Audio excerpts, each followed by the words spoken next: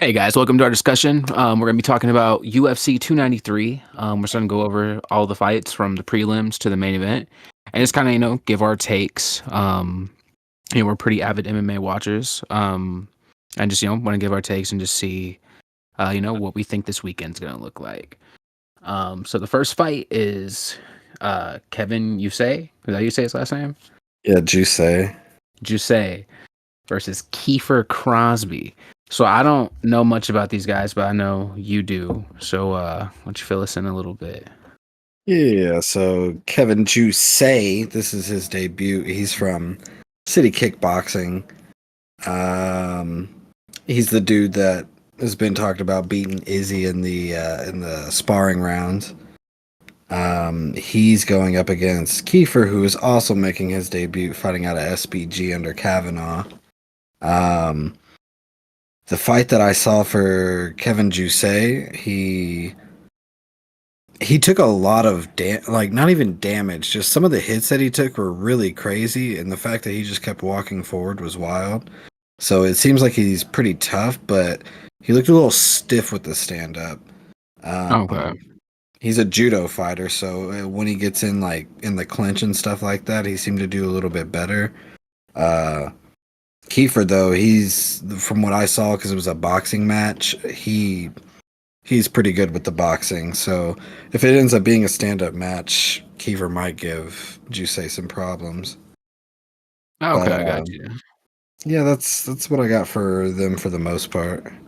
Okay, so mostly, if they just keep it on the feet, you think Kiefer's probably gonna take it. Probably. I haven't seen anything from him that justifies the ground game. So, but I also won't count him out for it. Okay, I got you. So it's one of those definitely gonna be kind of like up in the air. Yeah, apparently there's a lot of high hopes for Kevin coming in. Like I said, with the talk of him beating Israel, that says something about him. That was in Izzy's video too. One of his training videos leading up to this. Okay, yeah, no, for sure. No, I know a lot of the city kickboxing guys are gonna be getting a lot of hype coming up in this week. Just Yeah, like it's being in their hometown and everything, and them being just one big ass team. exactly.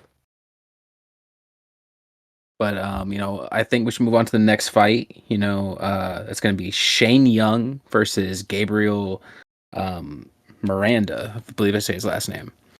Yeah, I think so. And so both these guys. I've seen Shane Young's last couple fights in particular. I mean, both these guys got like not necessarily a mixed record, but Shane Young's like he's 13-7, and then Gabriel's 16-6. There is a height differential. Shane's 5'8", Gabriel's coming in at 5'11". But Shane does have a longer reach by like an inch and a half. They're both coming off losses.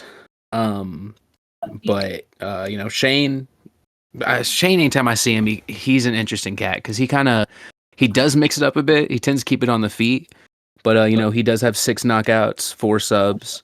But he is on 3 straight losses at the moment. So, I feel like this could be do or die for him in the sense that, after a 4th loss, a lot of people do get cut from the promotion, unfortunately. Yeah. But with Gabriel too, he has 15 of his 16 wins by submission, 14 of them in the first round. So I mean, if he gets a hold of you, he's probably going to try to go for the kill. So it's just a matter of Shane having to, keep it on the feet. Absolutely, yeah. Because Shane's like a mixed martial artist for the most part. Like, but I don't know, like because he's training with CKB too, and most of those dudes seem in pretty high spirit this camp. So maybe he's gonna come in feeling like a little rejuvenated, and hopefully I've trained for going up against old dude, because the old dude's a grappler. So I could see him going for that. Like you said, he's got so many subs. I think it's a 94% submission rate. Yeah, And no, then Gabriel is just straight Brazilian jiu-jitsu. Mess with his mindset or anything, because some people, coming off of knockouts or coming out of like any type of loss like that. It's either you come in stronger, or you come in, kind of like gun shy.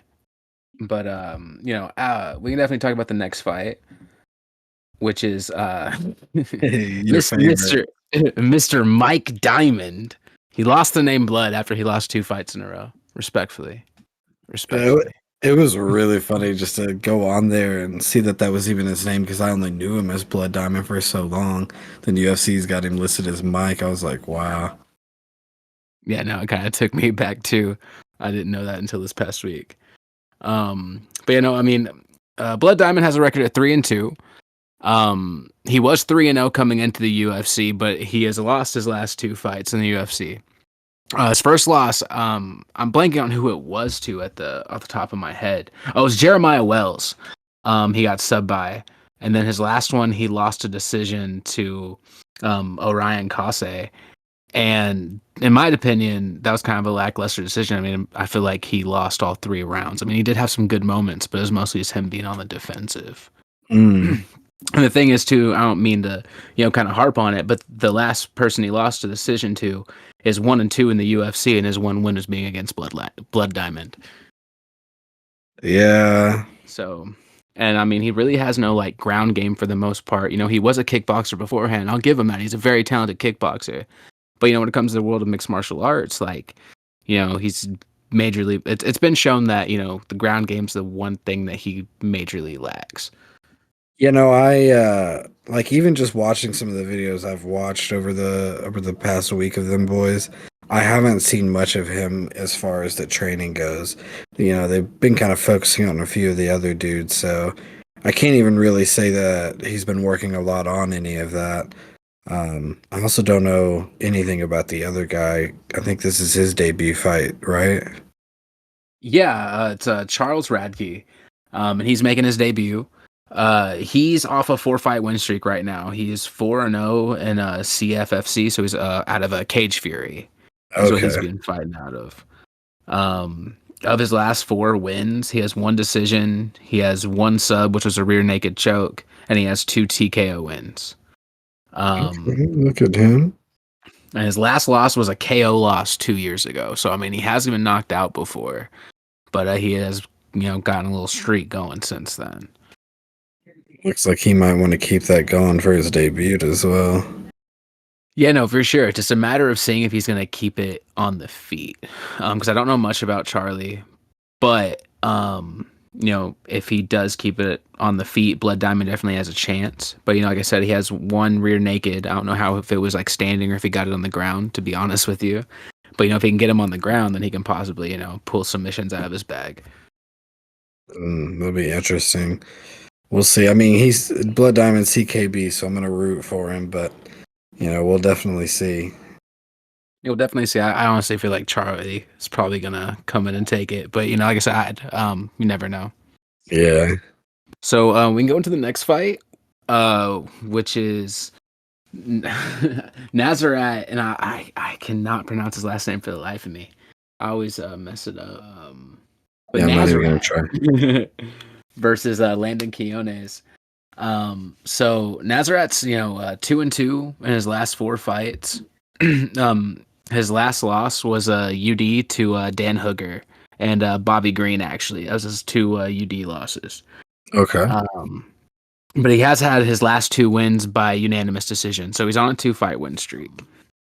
And then with Landon, his record overall is 7-1. He has 5 TKO/KOs and 1 submission. His only loss was by decision in MMA. He also does grappling and stuff as well, but in MMA, his only loss has been by decision. So the only thing I'll say is his debut. Yeah, this is his debut, if I'm not mistaken, in the UFC. And the thing I'll say about like Nazarat is Nazarat's a fucking beast. Like he just fucking wrestles. He takes you to the ground. So that's why most of his fights have been by decision, because he kind of has like has like that sambo, that wrestling type where he just keeps you on the fucking ground. At least what he tries to do. At least from the fights that I've witnessed.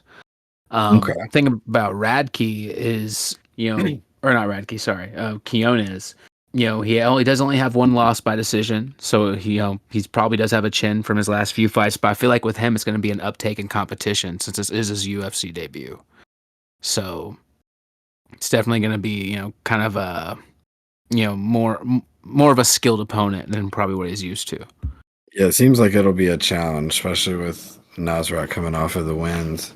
It's definitely going to be interesting. So the next fight we got is Good old Malarkey and yeah, Jamie Malarkey and then John Madkessy or Mac Desi. I believe it's McDessie. Okay. But so yeah, Jamie Larkey's another, Australian boy. Yeah. Um, he's 16-6. Um, right now he's coming off a loss. But he's basically been, win loss in the UFC.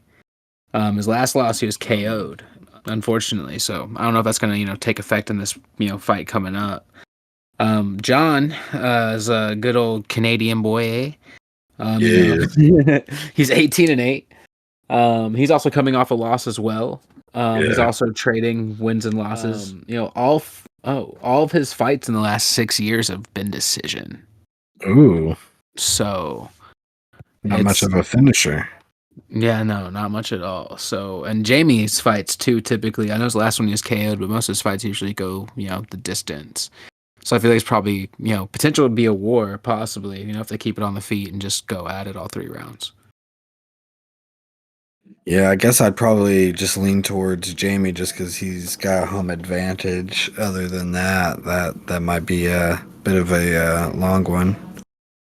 Yeah, no, for sure. It's definitely one of those other ones kind of just up in the air. But yeah, no. So yeah, next fight's at 145. Yeah, it's Jack Jenkins versus Chepe Marcial Chepe. I don't know how to say his name. Yeah, I don't either. I'm terrible. Okay, but Cheap, cheap Marisol. That's what his name is. yeah, we'll say that. All right, cheap.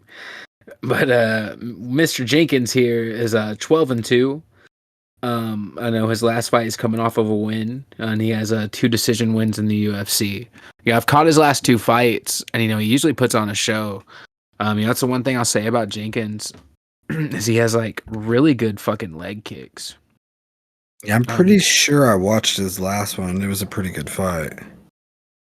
Yeah, no, it went the distance. He's pretty dominant as well. Like he didn't have, I mean, and also too, like I showed, like he did take some really good shots in it, so he does have a chin, but it's not like he was getting beat on or anything by any means. Yeah. And so yeah, that's pretty much it. Like with Jenkins, again, he has home field advantage. Yeah, Um, sure. he's he's been winning. His opponent, Chepe, Cheap. Choop. Yeah. He's 14-6. He's also coming off of a decision win as well. But I'm not super familiar with him. I've seen a couple of his highlights. If I'm not mistaken, he's mostly a ground fighter. But that's just from the things that I've seen. And if I'm not mistaken, I think Jack is the favorite on this fight, like when it comes to the odds. Yeah, I think so. I forgot to write him down, but I'm pretty sure he is. So I mean, that's pretty much who my pick is on that one. The same. And so the fight after that, it's Carlos Alberg versus Dawu Jung. I don't Another know if you. CKB boy. I didn't know he was CKB actually, but I don't know if you've seen this man fucking fight. But Carlos is a goddamn monster. I think I've seen one. He definitely is just out here fucking destroying people. With him, like, he's 6'4". He's 9-1, and he has a 77-inch reach. Dawoon Jung is 6'4" as well. His record's 15-4-1, but he has a 78.5-inch reach. So he even has a longer reach. But with Carlos, he has 9 wins. He's 6 KOs, 1 submission. He has 5 first round wins as well. He's won his last 4, 3 of them by knockout. Dawu Jung. He's out there killing it. Dawu Jung has 11 KOs, 2 subs. 6 of them are in the first round. He's coming off of a loss, and he's 2-2 in his last 4. So, I mean, I respectfully just feel like, Carlos is probably just going to run through him. Yeah. I mean, besides him being a CKB boy, yeah, he probably will. I think it's why they put him as like, the top of the prelim, so that way he can get that exposure, like on, more people are going to be watching, or at least the people are going to be watching before the pay-per-view, like right before it, also then people that aren't going to purchase pay-per-view will see it as well. Yeah, it's like, if you're not going to open up main, next best thing is to close the prelims. And so we got the opener for the main card. It's Tyson Pedro versus Anton Turkaj. I believe that's how you say his last name, Turkaj. Yeah, I Um, have no idea. I've just been calling him Anton. and so Tyson is 9-4. Homie's 6'3", coming with a 79-inch reach. Anton's 8-2. He's 6'4" with a 78-inch reach. The thing is, man, with Anton is, his record sounds impressive, and he, is impressive. He has 5 knockouts, 2 submissions, 5 of them in the first round, but he's 0-2 in the UFC. So he was Yeah. undefeated coming in, but has gotten mollywopped his last 2 fights. Yeah, I was like, I'm so Tyson CKB already leaning towards him because of that. He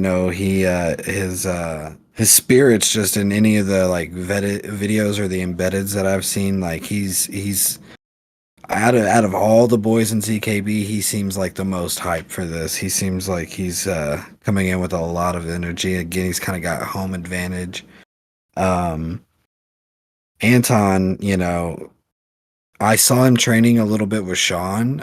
Sean offered to train with him, I guess, because Anton only brought his coach. He didn't have any sparring partners, so they were sparring in today's embedded. But he looked fine. It was like, part of me wants to root for him just because he's from Gothenburg, PewDiePie. But yeah, I'm definitely leaning Tyson on this one.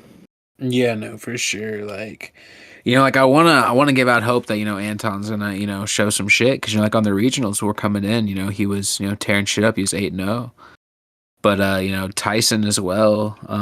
He's been kind of mixed in the UFC. He's 2-2 in his last 4.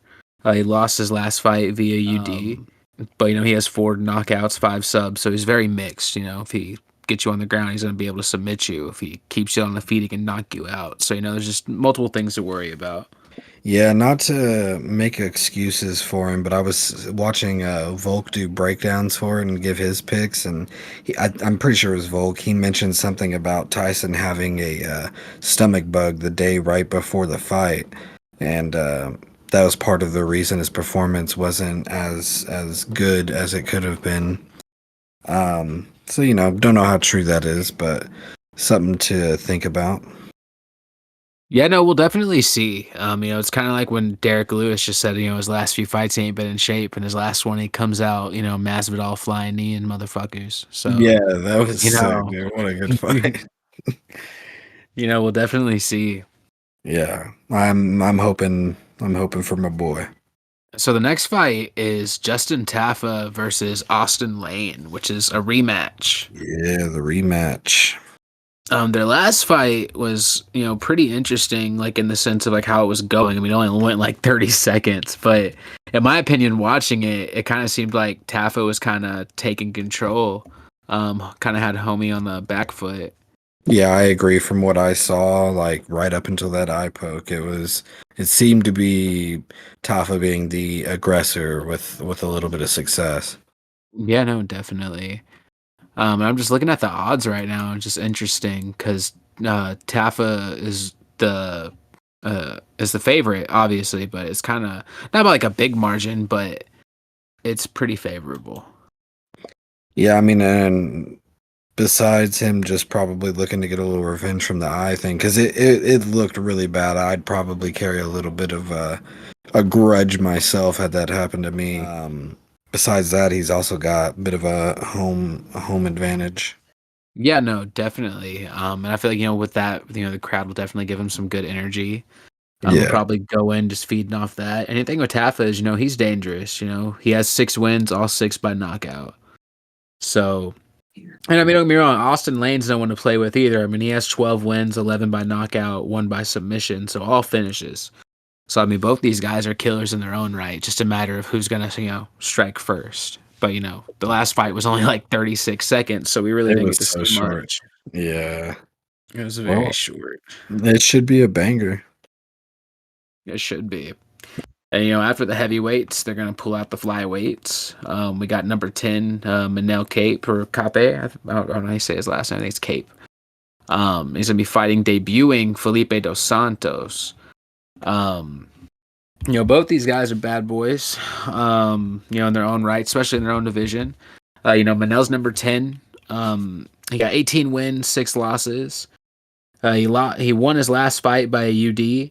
He's on a 3-fight win streak. He has that one UD, and then the 2 prior to that were knockouts. So, of his 18 fights, he got 11 knockouts, 5 subs. So that's 16 out of 18 are finishes. And, he's coming up against debuting Felipe dos Santos. Someone who fights at a shooter box with, the real champ, Charles Oliveira.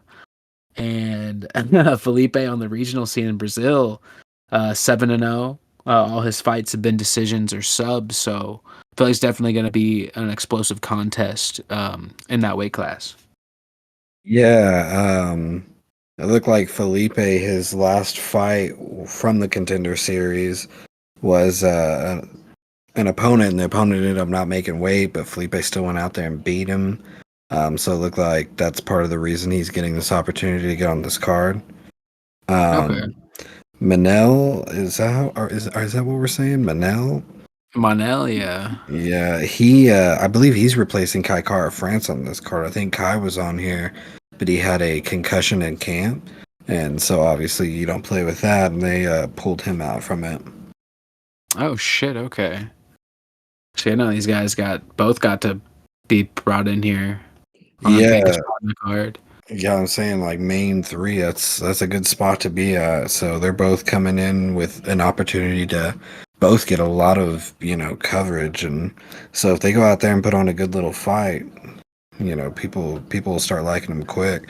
Felipe's already got the fact that our boy Oliveira's back in his corner.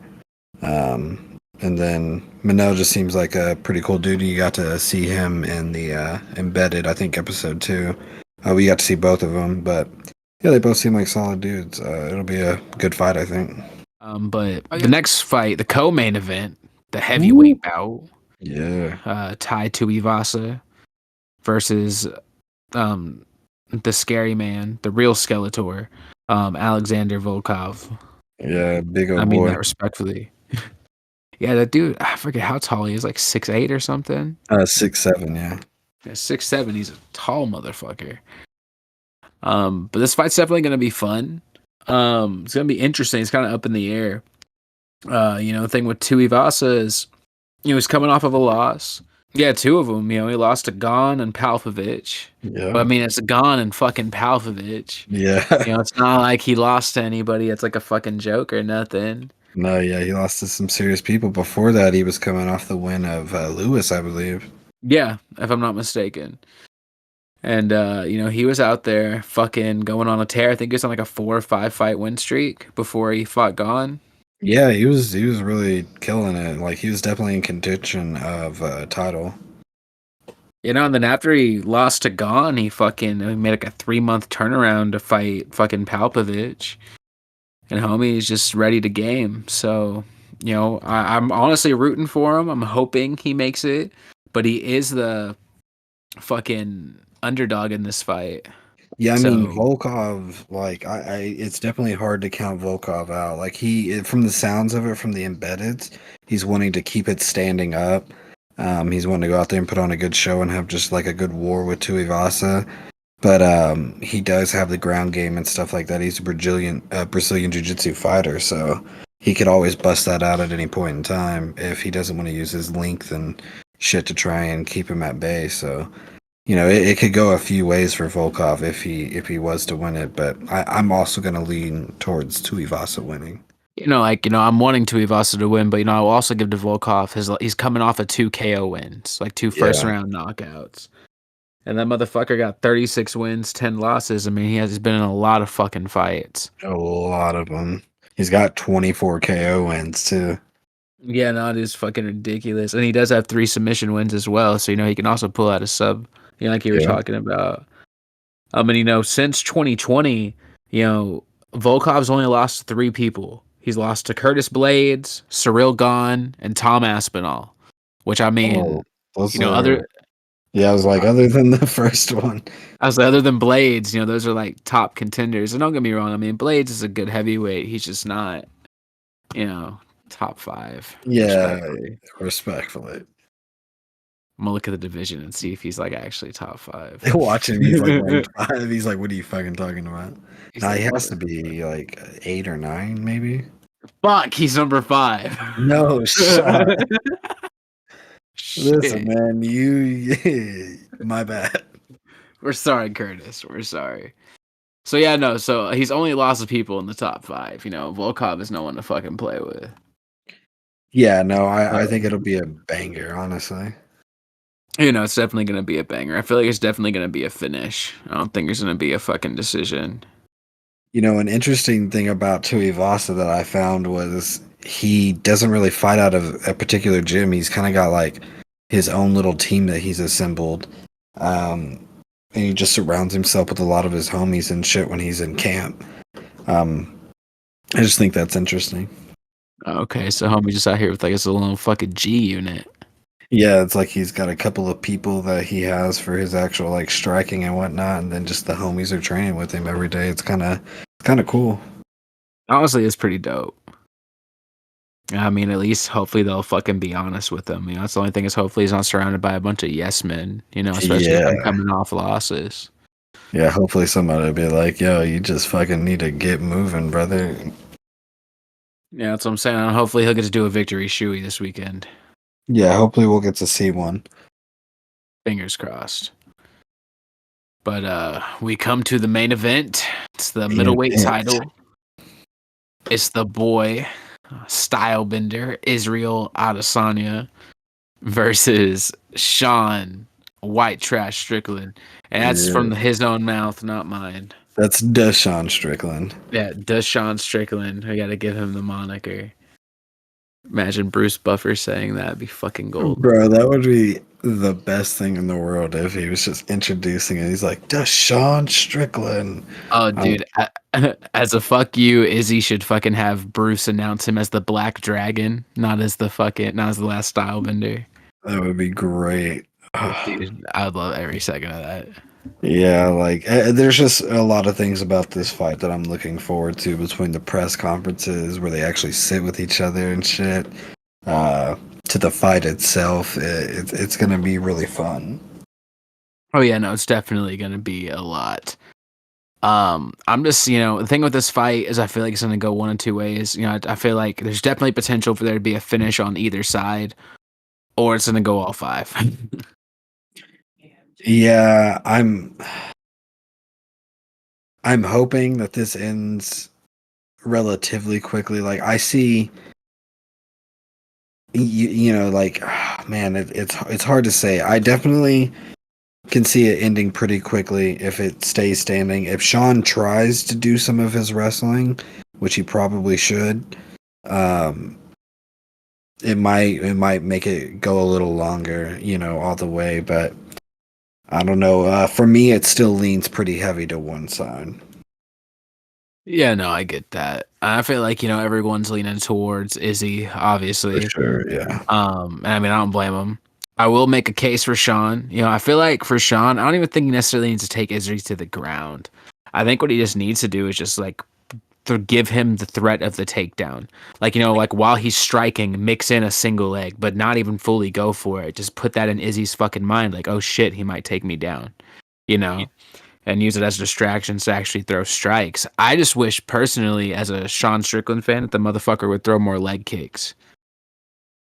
Yeah, it'll definitely help him out too if he pushes him against the cage. Like if he can use the wrestling to get him towards the cage and start to piece him up on the cage, I could see it. I could see it start to look bad for Izzy. And yeah, like Sean definitely just likes to plant both feet and throw his hands.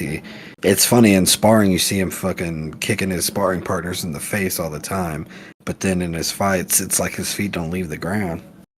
Yeah, no, it's like he said I saw one of his pre-fight interviews. He said he wants to throw in wrestling, and they've been training it. But he goes, once you get in there and your dick gets hard, you kind of just start doing other shit. Yeah, I saw that one. Yeah. Like Christ, love the boy though. It's ridiculous. Yeah. And I know Dana don't want him to win.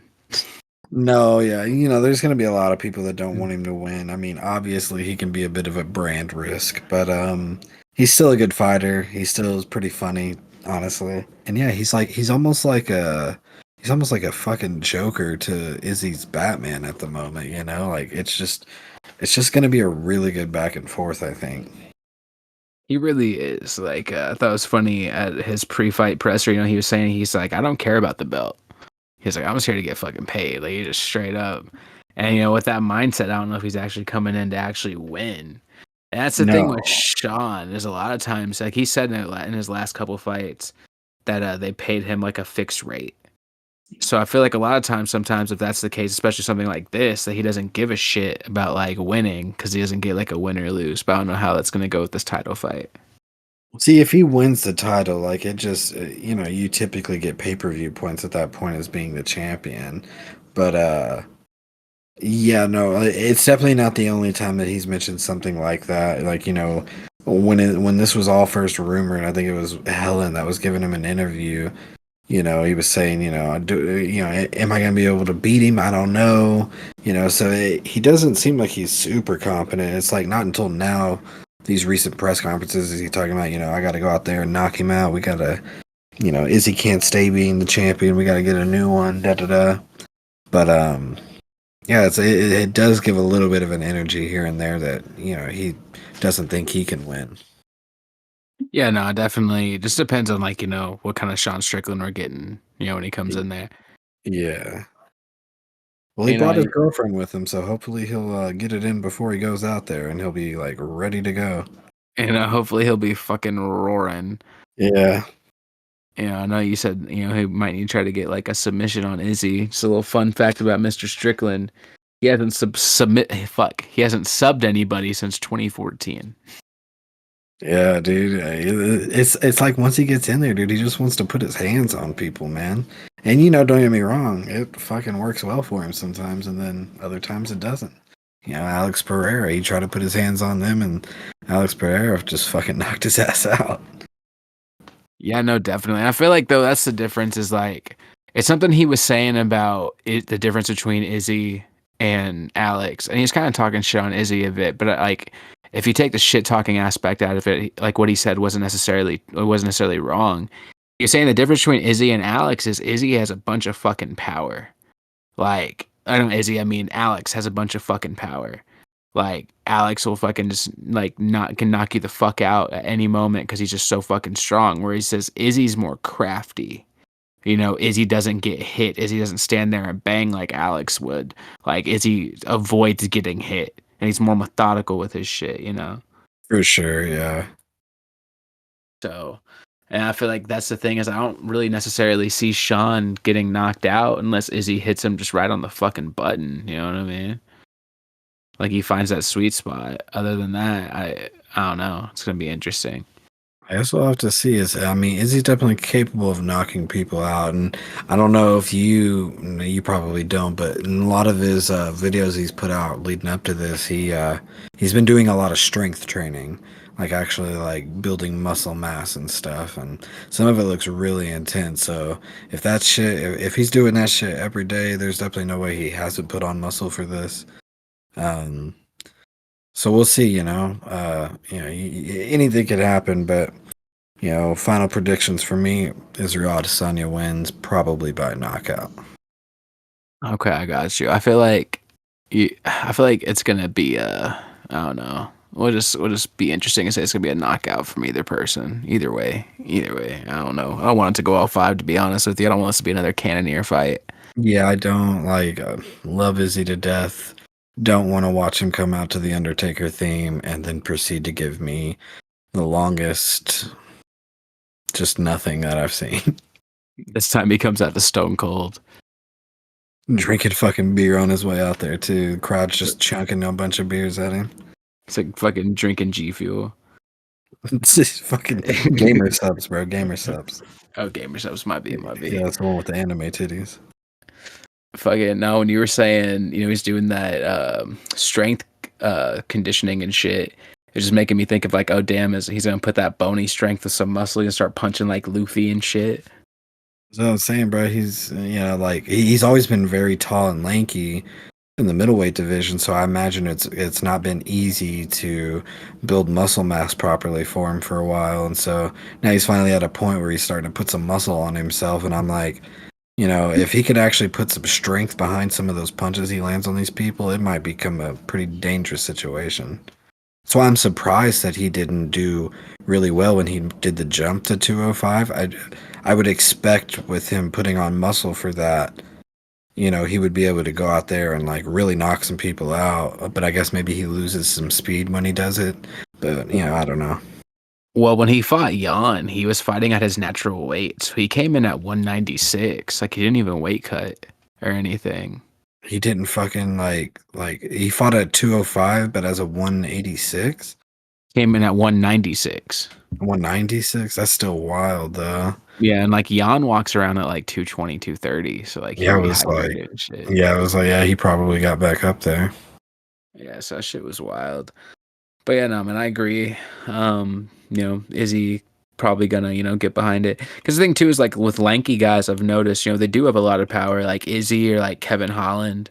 Like those motherfuckers can crack, Yeah, that's what I'm saying. Like look at Steven Wonder Boy. It's like, he isn't knocking a lot of people out, but it's not like his shit doesn't hurt when it hits you.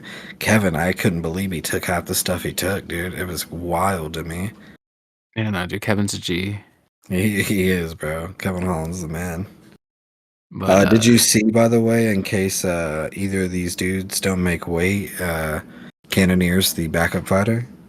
yeah, I heard that Jared's a backup fighter, and bro, just the fact of just, I watched Jared fight both of these men. I don't want to see it again. Yeah, I hope so badly both these men make the weight they're supposed to make. I know Izzy will. He's always has. And I don't have any reason to believe Sean won't, but I hope they make their weight. Yeah, no, I do too. Because like, man, I love Jared Cannonier as a person. He's interesting. He loves rocks, and he's a cool dude. But like, damn, the last couple of fights.